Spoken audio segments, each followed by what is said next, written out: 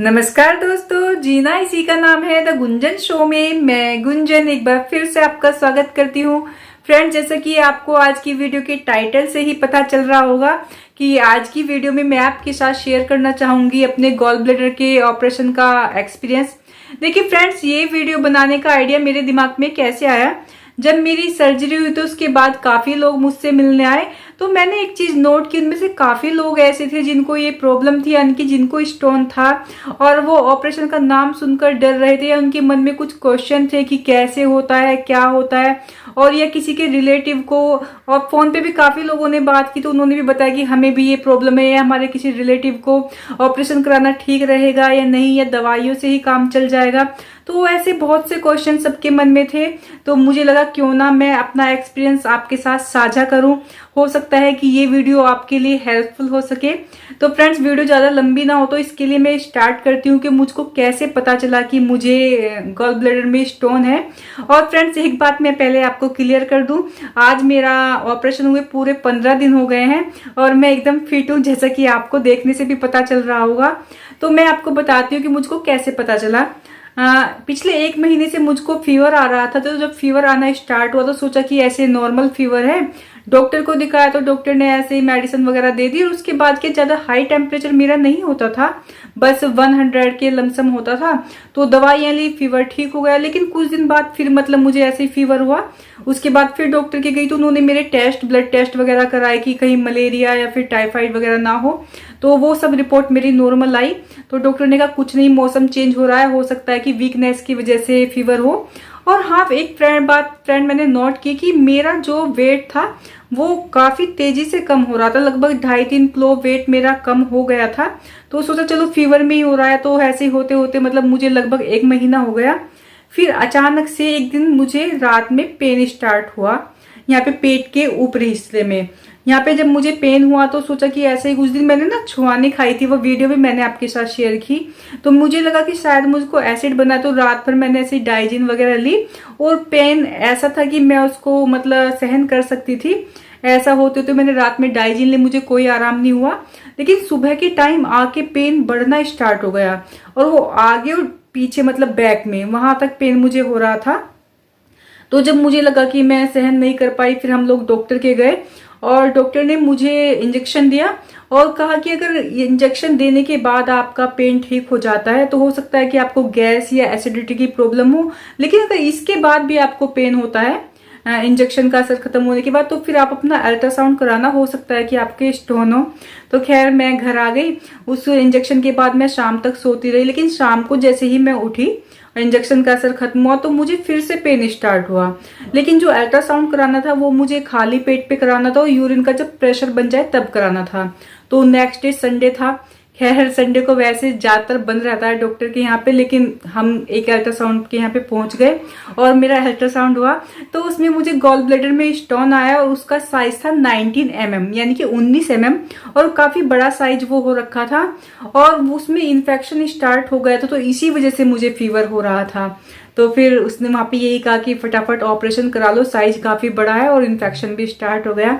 तो सुन के थोड़ा लगा एकदम से कि ऑपरेशन करा लो, क्योंकि इससे पहले मेरा कोई ऑपरेशन नहीं हुआ और मेरे दोनों बच्चे नॉर्मल है, सुन के लगता भी है।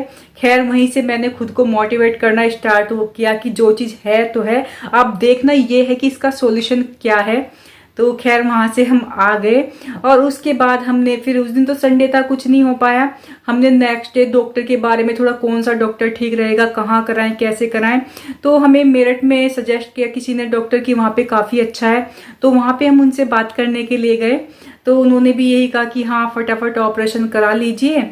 तो फिर हमें उस दिन मंडे था, सैटरडे का टाइम हमें मिला, कुछ कारण ऐसे थे कि हमें सैटरडे का टाइम ही सूट कर रहा था। तो फ्रेंड्स, जब पता चला कि सैटरडे में कराना है तो मैंने खुद को पूरा तैयार कर लिया था कि चलो कोई प्रॉब्लम हमें हो गई है तो हमें उसे जड़ से खत्म करना है।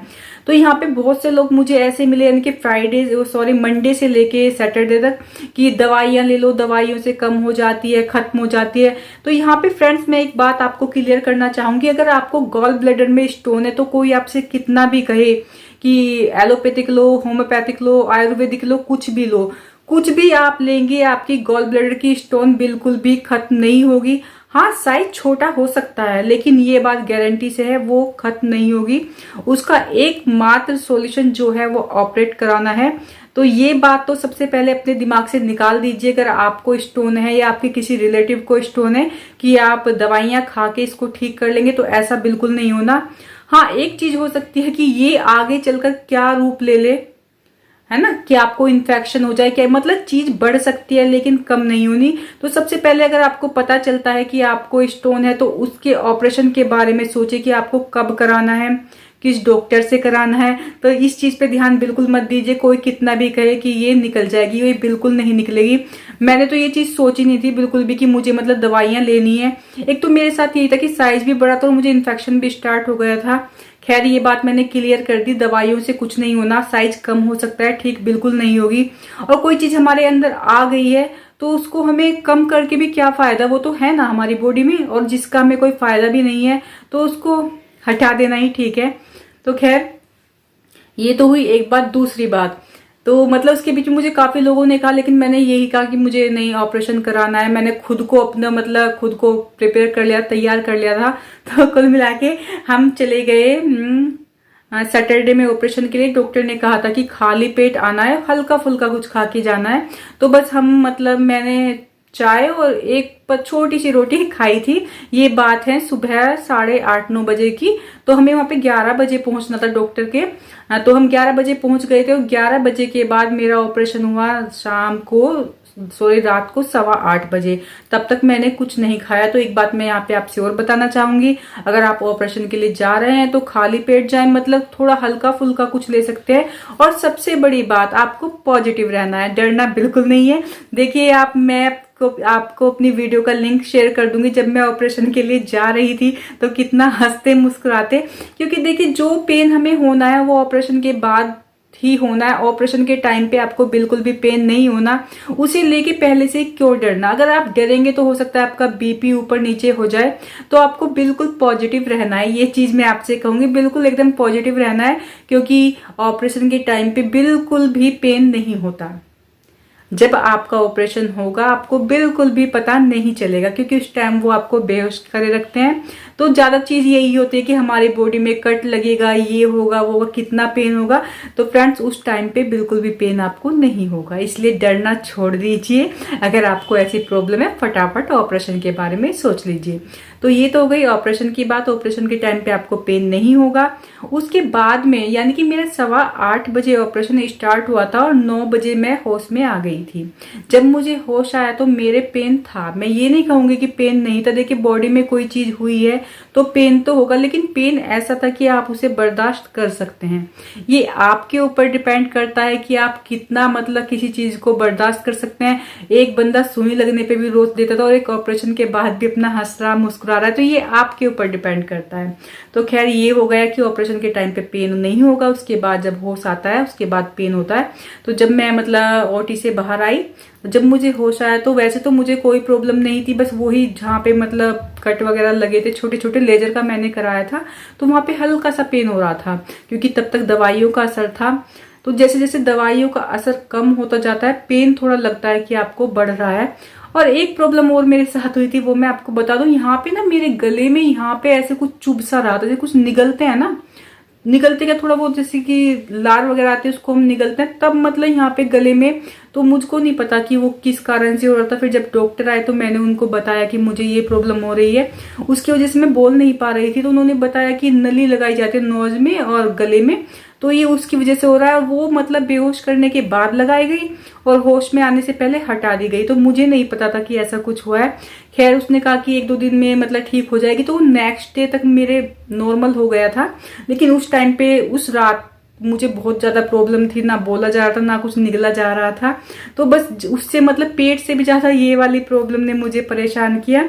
तो खैर नेक्स्ट डे ही छुट्टी होके हम घर पे आ गए थे, डिस्चार्ज होके हम नेक्स्ट इवनिंग को हम घर पे आ गए थे।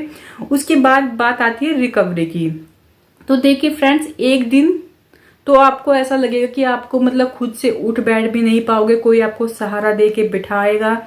जो नेक्स्ट आएंगे तीसरे दिन, उस दिन आप थोड़ा सा कोशिश करके बैठ सकते हैं। ये सब कुछ ना आपके ऊपर डिपेंड करता है कि आप खुद को कितनी मजबूती दिखाते हैं। तो धीरे धीरे करके मतलब रिकवरी स्टार्ट हो जाएगी। और खाने पीने का भी एक दिन तो लिक्विड चलता है, फिर आप हल्का फुल्का यानी कि रोटी, तोरी की सब्जी, दाल, मतलब ऐसी लिक्विड चीज ले सकते हैं। और उसके बाद धीरे धीरे करके 2 से 3 दिन में आप जो भी लेते हैं वो ले सकते हैं। फिर फ्रेंड्स एक चीज आती है कि कुछ लोग कहते हैं कि खाना डाइजेस्ट नहीं हो पाता है ना, कि पित्त की थैली निकल जाती है, तो एक सिस्टम है जो हमारा बिगड़ जाता है। तो यहाँ पे मैं एक चीज आपको बता दूं, अगर आप किसी भी चीज में, जैसे कि कप है, आप उसमें पानी डालेंगे ठीक है, आप और डालेंगे ठीक है, लेकिन आप फुल उसको कर देंगे तो वो निकलना स्टार्ट हो जाता है। तो वही सिस्टम है, अगर हम नॉर्मली भी जितनी हमारी डाइट है उससे ज्यादा खाते हैं तो नॉर्मली भी एसिड वगैरह बन जाता है। ऐसा नहीं है कि कभी किसी को एसिड नहीं बनता है, गैस की प्रॉब्लम नहीं होती। तो वही वाला सिस्टम है, आप खाइए, हर चीज खाइए, लेकिन थोड़ा थोड़ा करके, थोड़ा खाइए, वो डाइजेस्ट हो जाएगा, फिर खाइए। तो मतलब आप ये देखिए, आज मुझे 15 दिन हो गए, बीच में मैंने 2 फंक्शन अटेंड कर लिए हैं, यानी कि 2 फंक्शन में मैं गई हूँ और वहां पे मैंने मतलब खाई है, हर चीज खाई है। पर हाँ, क्या थोड़ा थोड़ा करके, ये नहीं कि एकदम से पूरा मैंने मतलब खा लिया, हर चीज मैंने खाई है। उसके बाद घर पे भी बच्चों ने पेस्ट्री वगैरह मंगाई। मतलब ये देख लीजिए कि 15 दिन मुझे आज हुए हैं और 12-13 दिन में ही मैंने मतलब हर चीज खा चुकी हूँ और सब मुझे डाइजेस्ट हो रहा है। तो यहाँ पे मैं यही कहूंगी कि ये चीज भी दिमाग से निकाल दीजिए कि ऐसा कराने के बाद, ऑपरेशन कराने के बाद हम कुछ नहीं खा पाएंगे या मतलब हमें ये वो चीज डाइजेस्ट नहीं होंगी। तो ऐसा नहीं है, आप नॉर्मली सब कुछ खा सकते हैं, बस हाँ लिमिटेड खाइए, थोड़ा थोड़ा करके खाइए। तो मेरा तो खुद का यही एक्सपीरियंस है। और रही बात वीकनेस की, देखिए वीकनेस तो आती है, आप कुछ भी मतलब कराएं, बॉडी में कुछ भी होता है तो वीकनेस तो फील होती है। लेकिन आप धीरे धीरे जैसे कि अपना डाइट ठीक लेंगे, घूमेंगे फिरेंगे, जब आप घूमेंगे तो आपको भूख भी लगेगी, तो थोड़ा थोड़ा करके सब नॉर्मल हो जाता है। आज मुझे 15 दिन हो गए और मैंने काम करना भी स्टार्ट कर दिया। हाँ, मैं अभी रोटी नहीं बना रही क्योंकि उसमें ऐसे करके जब मतलब बेलन चलाते हैं तो पेट हिलता है, तो मतलब मैं खुद का ध्यान रखते हुए नहीं बना रही हूँ। अगर धीरे धीरे करके बनाऊं तो बना सकती हूँ। तो कुल मिला के आज 15 दिन हो गए और मैं एकदम से फिट हूँ। तो फ्रेंड्स बस यही मेरा एक्सपीरियंस था, बिल्कुल भी डरिए मत, पॉजिटिव रहिए।